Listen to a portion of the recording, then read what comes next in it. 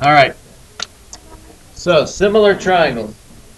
You can see we have angle A right here. Angle A is actually in all three triangles. And we've got right angles that are in all three triangles as well. So because the triangles are similar, that means the ratios will all be the same. Let's label all these sides. From A to D, I put it on graph paper so it was easy to count. 1, 2, 3, 4. And 1, 2, 3 going up. Is there a way that I could now find from A to F? How could I find from A to F? Do I just take the short leg and times it by 2?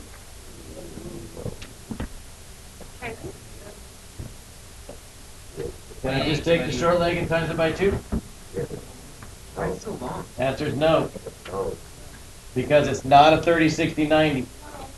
When I've got two sides of a right triangle, how do I find the third side? What was the theorem I taught you? A squared plus B squared plus C squared. Pythagorean theorem. So if I do 3 squared, that's 9. 4 squared is 16. 9 plus 16 is 25. C squared is 25. So what does C equal? 5. So there's your hypotenuse, 5. Let's count the medium triangle. What is it from A over to E? That's 4, and 4 more is 8. What about from E up to G? That is 6. What about my new hypotenuse? 10. Got to be 10 because 36 plus 64, 6 squared is 36, 8 squared is 64, and that would be 100. The square root of 100 is 10. And you might have noticed that every number was doubled. 5 was doubled to 10, 3 was doubled to 6, 4 was doubled to 8. That's because they're similar triangles. You can keep them in equal ratio. So if this bottom one comes out to be 8 plus 8 more, it's going to be 16. That means I took the 8 and I doubled it to get 16. Guess what it is up this side where you don't even have to count? It used to be 6, you double it, now you get 12. You can count it, and it is 12. This one was a 10, guess what the whole long one has to be now? It's got to be 20. Similar triangles make the same proportional sides. Now let's look at our ratios over here. Let's look at angle A. We're going to only focus on this picture. We're going to just focus on this angle A, so I circled it. Opposite of A and hypotenuse. What is the, if I look at angle A, what side is opposite to A? 3. So I'm going to put a 3 here. That's the opposite of angle A. That means looking across. What is the hypotenuse of my little triangle? 5. That's a hypotenuse over, or adjacent, opposite over hypotenuse ratio. That is a trig ratio. We actually call that the sine ratio. Yeah. We call that the sine ratio, even though it's spelled S-I-N-E. That's why it's called sine. They just take the last letter off because our calculator only fits 3 letters. So they only put 3 letters on there. Wait, what? So this is called the sine ratio, the opposite side over the hypotenuse, 3 over 5. That's a trig ratio right there. The adjacent to A, let's go down and look at angle A again. Adjacent means touching. Touching angle A, but not the hypotenuse. Why not? Which line touches angle A, but it's not the hypotenuse? This one does, right? The 4. So my adjacent side is a 4 because it's touching angle A, but the hypotenuse is also touching it. The hypotenuse, though, has its own name. You just keep the hypotenuse on its own. This is called the adjacent side because it's touching A. And my hypotenuse, again, was a 5, so 4/5. That is also a trig ratio. Anytime we put an adjacent over a hypotenuse, we call that the cosine ratio. It's spelled cosine. On the calculator, you just see COS. They just do 3 letters. So this is the cosine ratio. It's just anytime you put an adjacent side over a hypotenuse, that's a cosine ratio. Opposite of A, we already saw, was 3. Here was the opposite. We got a 3, so I'm going to put that 3 here. Adjacent to A, we already got that up here. That's a 4. I'm going to put a 4 there. That is also a trig ratio. Opposite 3 over adjacent 4. We call that the tangent ratio. We just abbreviated tan, T-A-N. Tangent. Now let's look at the medium triangle, and you can see, hopefully you can see why trig works. If I have the medium-sized triangle, now remember, angle A is not changing, is it? I'm leaving angle A the same. I'm just looking across now. What's my opposite if I'm looking at my medium triangle? 6. What's my hypotenuse of the medium triangle? 10. What can I do with 6 over 10? Reduce it to 3/5. That's the same ratio. That's why when I plug it into the calculator, it'll always reduce it to that ratio for me. It doesn't care how big your triangle is. It's going to always reduce it to what the smallest could be for that angle. And in this angle, your smallest could be a 3/4. That can't be reduced anymore. Or 3/5 in this case. So that would be the same. Adjacent over hypotenuse. Adjacent is 8. Hypotenuse is 10. What is 8 over 10 reduced to? 4/5. Do you remember my cosine ratio from before? 4/5. Anytime I look at the cosine of this angle A, and I look at these two numbers, it's always going to reduce to a 4/5. This cosine, this 6 over this 8, or this 3 over this 4, that's actually not the cosine, sorry. The 4 over the 5, or the 8 over the 10, is always going to reduce to a 4/5 ratio for that cosine of that angle.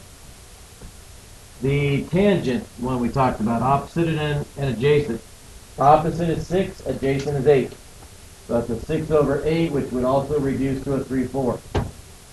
That's the same ratio we had over here. These ratios work because triangles are similar. Whether it's big or whether it's small, you're still going to get the same fractions. Fractions have to come out the same. Let's do the big one really quick. Opposite over hypotenuse, so the big one. Opposite is 12, hypotenuse is? So 12 over 20, what's that going to reduce to if you divide it by 4? 3 over 5 again. All of the sine ratios are going to reduce to 3/5 because the sine of that angle always has that proportional side right there.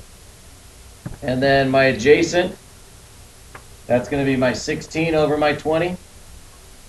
That's going to reduce to 4/5. My cosine always reduced to 4/5 in this angle. This angle, the cosine would always reduce to that amount. And then my tangent, which is the opposite and adjacent. Opposite is 12, adjacent is 16. 12 over 16 would also reduce to 3/4. So that one will be the same as well. So it doesn't matter what size of triangle you have. The key for trig, to be honest with you, the key is to make sure you hit the right button on your calculator. What it is. You got to make sure if they're using these two sides, you hit the sine button. So if they're using this side and this side, then you need to make sure you hit the sine button on your calculator. If you're using these two sides, then you hit the cosine button. These two right here, you'd hit the cosine button. Because it doesn't matter how big the triangle is. You don't have to take that into consideration. This angle right here is going to have the same ratio of this one to this one, or this one to this one, or this one to this one. Ratios are the same. You just got to make sure you hit the right button because you got to know what two sides you have.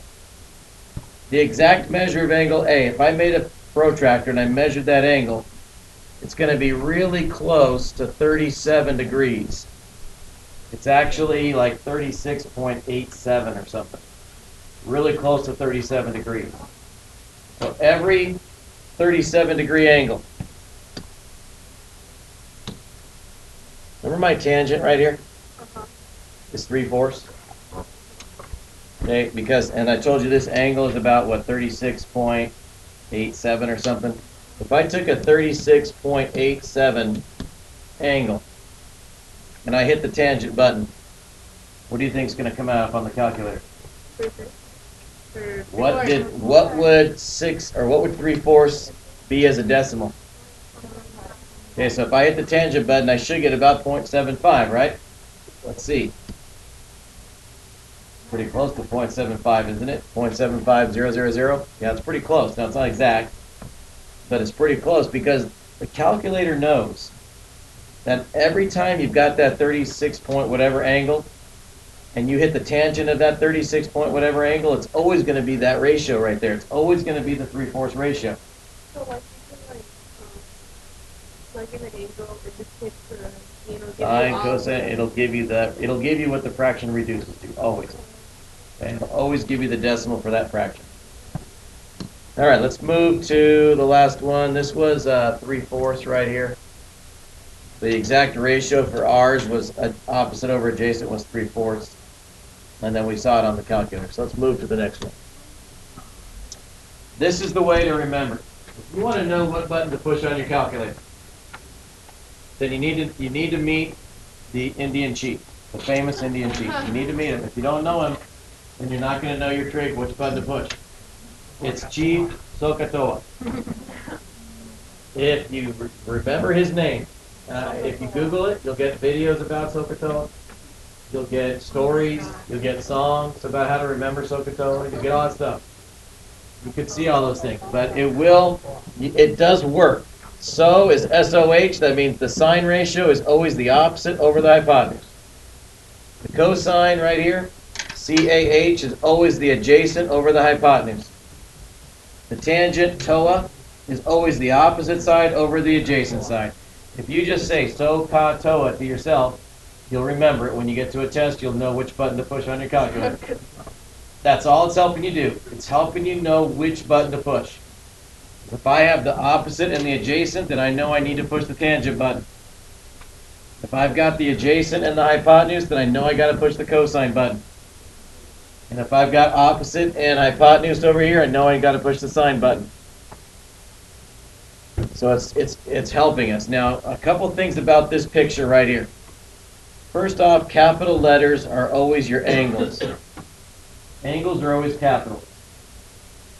Small letters are always your sides. Lowercase letters. Little b, little c. Those are your sides. Capital A, capital B, capital C are always your angles. So if I get to the sine of angle A right here, and I've got little a over little c, how did I get that? Let's look at angle A. What does the sine represent? So, SOH. Opposite over hypotenuse. Look at your angle A. Where's the opposite of big A? Opposite of big A was what? Little a. That's my opposite side. What's my hypotenuse of that triangle? Little c. Opposite over hypotenuse would be little a over little c. If I'm looking at angle A.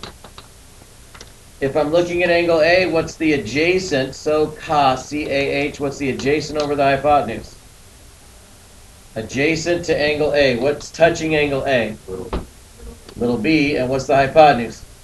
Little c. So little b over little c would be my cosine. Tangent, TOA, T-O-A, TOA, SOHCAHTOA. Tangent, opposite over adjacent. So if I'm looking at angle A, what's my opposite of A? Little a. What's my adjacent? Little b. So little a over little b. Okay, let's switch it up. Let's find the sine of b. Okay, let's see if you can help me find the sine of b this time. We're not doing A. This time we want to do B. Now, can you do sine, cosine, and tangent of a 90-degree angle C? No, only the acute angle, not the right angle. You can't find the sine of C and the cosine of C and the tangent of C because it's a right angle. You can only do it for acute angles. So, sine of B, what's the opposite of B? Little b. What's the hypotenuse? Little c. Little b over little c. What's the cosine of angle B? So, C-A-H. Little a, good, over little c, good. Opposite, or it's adjacent over hypotenuse. Now, you might have noticed that little b over little c was down here. The sine of one of your acute angles is equal to the cosine of the other. Those are always going to be the same. So did you notice that A over C was what we got up here? Or that one. So the sine of angle A is the same as the cosine of angle B. That always works. Always happens. Tangent doesn't quite work that way. Tangent for angle B We need the opposite TOA, TOA, opposite over adjacent. Angle B, the opposite would be little b over little a. It's called what? The reciprocal. Okay, you flipped it over. Tangent of each angle is just a reciprocal of the other. So that would be just a quick, brief rundown of SOHCAHTOA. Just a little bit of what we're doing with the sine, the cosine, and the tangent. Sine is always going to be this ratio. Cosine is always this ratio. Tangent is always this ratio. Real quick, we're just going to finish the top part, and then we'll stop there, and then we'll pick it up the rest tomorrow. This will be part 1. Sine, cosine, and tangent for each angle. So let's start with angle A. Sine of A, cosine of A, tangent of A. So, SOH. What's the sine for angle A? Numbers this time, not letters. Sine would be what? Sine of A. 12 over 13. Do you see how we got 12 over 13? That's your opposite side, that's your hypotenuse. If you look at angle A and you come across, this is your opposite. This is your hypotenuse, this would be your adjacent. If you're looking at angle A. So what's the cosine for A? What's my adjacent over my hypotenuse? 5 over 13. TOA, tangent, opposite over adjacent. SOHCAHTOA. 12 over 5. Opposite over adjacent. 12 over 5. Okay, let's go to B. Sine of B. Cosine of B. Tangent of B. Okay, so SOH. 5 is the opposite, and 13 would be the hypotenuse. If you're looking at B this time, opposite, this would now be opposite. This would now be adjacent. This would be going across here. A would be erased. Okay, so we'd be looking at that side this time. Opposite, hypotenuse, adjacent. So opposite over hypotenuse would be 5 over 13. What about adjacent over hypotenuse? 12 over 13, and you probably saw that this one, of course, was the same as that. This one was the same as that one. Tangent of B would be the opposite 5 over the adjacent 12. So that was a reciprocal. So what's the relationship between the sine of A and the cosine of B? They are equal. Sine of A equals cosine of B. They're both 12, 13. What about cosine of A and sine of B? They're also equal. They are also equal.